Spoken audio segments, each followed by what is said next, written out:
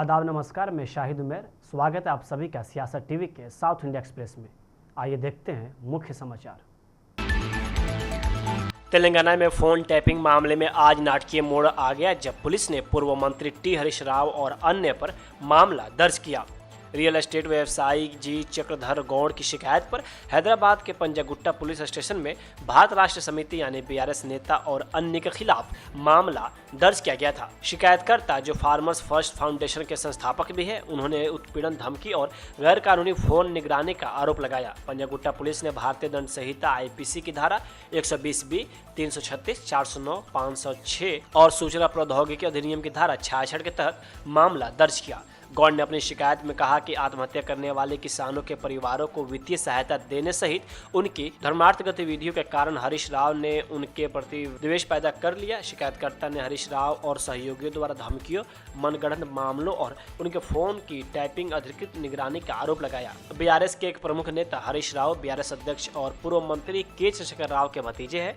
गौड़ ने आरोप लगाया कि उन्हें बलात्कार मामले सहित कई मनगढ़ंत मामलों में फंसाया गया था। उन्होंने कहा कि उन्हें धमकी भरे संदेश मिले और उन्हें अपनी धर्मार्थ और राजनीतिक गतिविधियों को बंद करने की चेतावनी दी गई। पिछली बीआरएस सरकार के तहत फोन टैपिंग के आरोप इस साल मार्च में सामने आए, जब उनके वरिष्ठ विशेष खुफिया शाखा के अतिरिक्त एसपी टी रमेश की शिकायत के बाद पुलिस उपाधीक्षक प्रणीत राव की गिरफ्तारी हुई।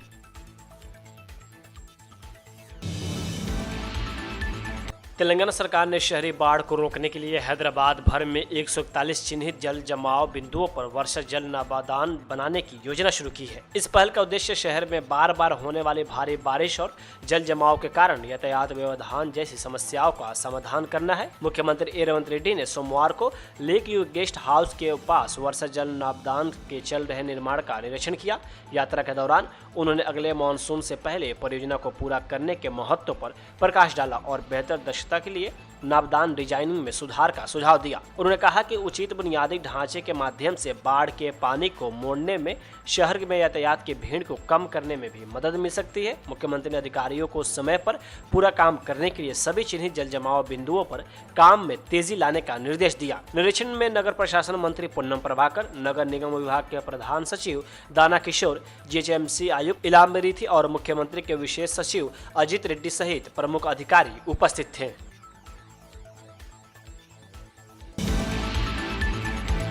आज सुबह रंगमपेट इलाके के पास खड़ी कार की पिछली सीट पर एक व्यक्ति का शव मिला। रिपोर्ट के मुताबिक स्थानीय लोगों ने कार खड़ी देखी और खिड़की से देखा तो पिछली सीट पर रस्सी में बांधकर एक आदमी का शव पड़ा हुआ था। उन्होंने तुरंत पुलिस को सूचना दी। पुलिस ने कार की जांच की तो उसे एक ड्राइविंग लाइसेंस मिला और उस व्यक्ति की पहचान काकतीय ग्रामीण बैंक हनमकोंडा में कार्यरत राजमोहन के रूप में हुई। वही पुलिस का मानना है कि राजमोहन की हत्या शहर के बाहरी इलाके में की गई होगी और बाद में शव को रंगमपेट में उसकी कार में फेंक दिया गया। स्थानीय लोगों ने पुलिस को सूचना दी कि एक व्यक्ति सुबह करीब 3 बजे कार खड़ी कर चला गया है। पुलिस कार छोड़ने वाले व्यक्ति की पहचान करने के लिए इलाके के आसपास के सीसीटीवी कैमरे की फुटेज खंगाल रही है। मामला दर्ज कर लिया गया है और जांच चल रही है।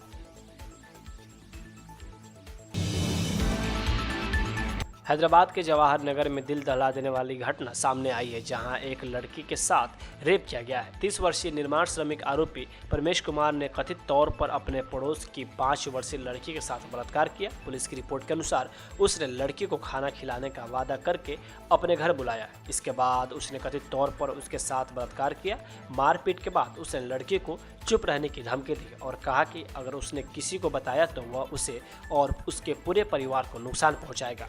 घटना तब सामने आई जब लड़की की मां ने उसके व्यवहार में बदलाव देखा। जब उसने सवाल किया कि क्या गलत हुआ है तो लड़की ने दुर्व्यवहार के बारे में खुलासा किया। शिकायत दर्ज की गई है और जवाहर नगर पुलिस ने अपनी जांच शुरू कर दी है। हालांकि संदिग्ध को हिरासत में लिया गया है, लेकिन अभी तक उसे आधिकारिक तौर पर गिरफ्तार नहीं किया गया है।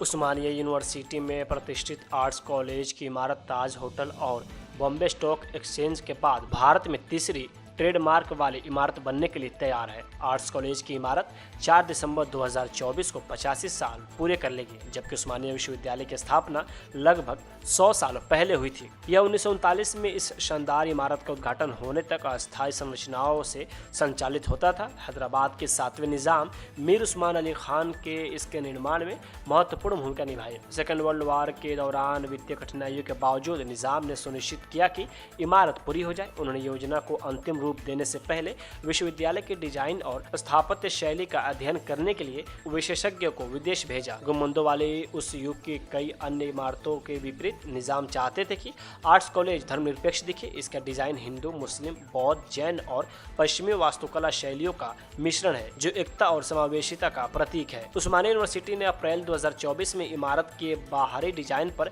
ट्रेडमार्क के लिए आवेदन किया था। आवेदन को ट्रेडमार्क जनरल में प्रकाशन के लिए स्वीकार कर लिया है और पंजीकरण 4 से 5 महीनों के भीतर होने की उम्मीद है। एक बार ट्रेडमार्क हो जाने के बाद उस्मानिया का आर्ट्स कॉलेज भारत की एकमात्र ट्रेडमार्क वाली इमारतों के रूप में ताजमहल होटल और बॉम्बे स्टॉक एक्सचेंज में शामिल हो जाएगा। यह मान्यता इमारत की छवि को मग, कपड़े और उपहार वस्तु जैसे आधिकारिक माल के लिए उपयोग करने की अनुमति देती है।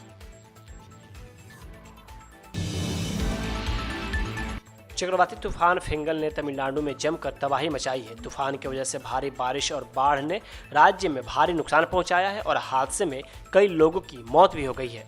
प्रधानमंत्री नरेंद्र मोदी ने मुख्यमंत्री एम के स्टालिन से राज्य में आई आपदा और वहां के हालात को लेकर बात की है। पीएम मोदी ने राज्य को हर संभव मदद का भरोसा दिलाया है। सरकार से जुड़े आधिकारिक सूत्रों ने बताया कि पीएम मोदी ने आज यानी मंगलवार को मुख्यमंत्री स्टालिन से बात की और राज्य के कई हिस्सों में आई विनाशकारी बाढ़ की स्थिति के बारे में जानकारी हासिल की। साथ ही स्टालिन को केंद्र सरकार की ओर से हर संभव मदद और समर्थन का आश्वासन दिया गया है। तमिलनाडु के उत्तरी क्षेत्र के विल्लुपुरम जिले में कल रात को भारी बारिश के बाद अभूतपूर्व रूप से बाढ़ आ गई। कई गांव और आवासीय कॉलोनियों तक पहुंच बाधित हो गई, क्योंकि पुल और सड़कें जलमग्न हो गई थी।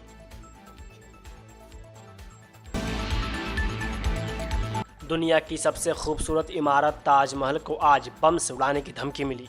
यह धमकी भरा मेल टूरिज्म विभाग के पास आया। यह धमकी मिलने के बाद ताजमहल के आसपास सुरक्षा बढ़ा दी गई। वहीं दूसरी ओर ताजमहल के अंदर जांच जारी है और मेल करने वाले की जांच पड़ताल में भी ताज सुरक्षा पुलिस लगी हुई है। एसीपी ताज सुरक्षा सैयद अरीब अहमद ने बताया, पर्यटन विभाग को ईमेल मिला, उसके आधार पर ताजगंज थाने में मामला दर्ज किया जा रहा है। आगे की जांच की जा रही है। दरअसल आगरा में उत्तर प्रदेश यानी यूपी पर्यटन के क्षेत्रीय कार्यालय को आज एक ईमेल भेजकर ताजमहल को बम से उड़ाने की धमकी दी गई। सहायक पुलिस आयुक्त सैयद अरीब अहमद ने बताया कि ताजमहल को बम से उड़ाने की धमकी वाला मेल यूपी पर्यटन को प्राप्त हुआ। सहायक पुलिस आयुक्त सैयद करीब अहमद ने कहा, ईमेल के हिसाब से हमें कुछ नहीं मिला। बम निरोधक दस्ता, खोजी कुत्ते और अन्य टीम सुरक्षा जांच के लिए ताजमहल पहुंच गई है। वही यूपी पर्यटन की उप निदेशक दीप्ति वत्स ने कहा, हमें आज बम की धमकी वाला ईमेल मिला, जिसके बाद हमने वह ईमेल आगरा पुलिस और एएसआई को भेज दिया है।